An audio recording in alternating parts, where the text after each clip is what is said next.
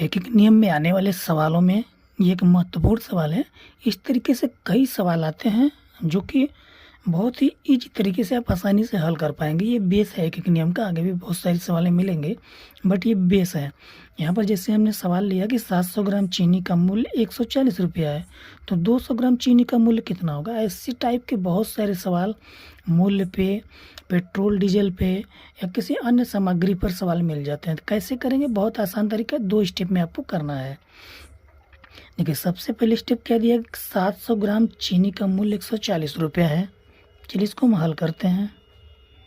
जो दिया है फर्स्ट स्टेप उसको लिख लेते हैं। 700 ग्राम चीनी का मूल्य, ज़्यादा डिटेल में लिखेंगे समय लंबा लगेगा, शॉर्टकट बताते हैं, हालांकि पूरा डिटेल क्लियर कर लेंगे। 700 ग्राम चीनी का मूल्य कितना है, 140 रुपया हमने लिख दिया।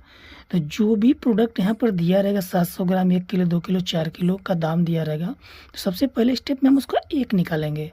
यानी 1 ग्राम दिया था, 1 ग्राम, किलो दिया था, 1 किलो वस्तु दिया था, एक वस्तु का कितना होगा। तो जब हम 700 ग्राम चीनी का मूल्य 140 दिया है, यही चीज़ जब हम 1 ग्राम चीनी का निकालेंगे, 1 ग्राम चीनी का मूल्य जब निकालेंगे तो जो वैल्यू दिया रहेगा उसमें वो क्या करेंगे, भाग दे देते हैं। समझ में आ गया। 700 ग्राम चीनी का मूल्य कितना है, 140 रुपये है। तो 1 ग्राम का निकालना, तो फर्स्ट स्टेप में हमको भाग देना है। जो मूल्य दिया रहेगा उसमें जितना वस्तु है उसका भाग दे देंगे। अब हमको निकालना कितने का है, 200 ग्राम का निकालना है, बस सिंपल सा स्टेप है।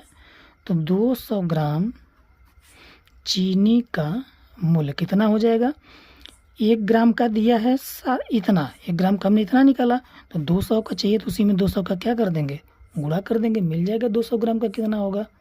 हमने 1 ग्राम का निकाला इतना, 200 ग्राम का, 1 ग्राम का जब भी हम 1 का निकालेंगे भाग देंगे, और जितना पूछा रहेगा उसका निकालने के लिए उसमें गुणा कर देंगे। चलिए हल कर लेते हैं।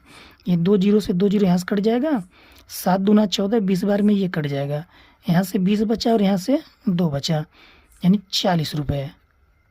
200 ग्राम चीनी का मूल्य कितना हो गया, 40 रुपये हो गया।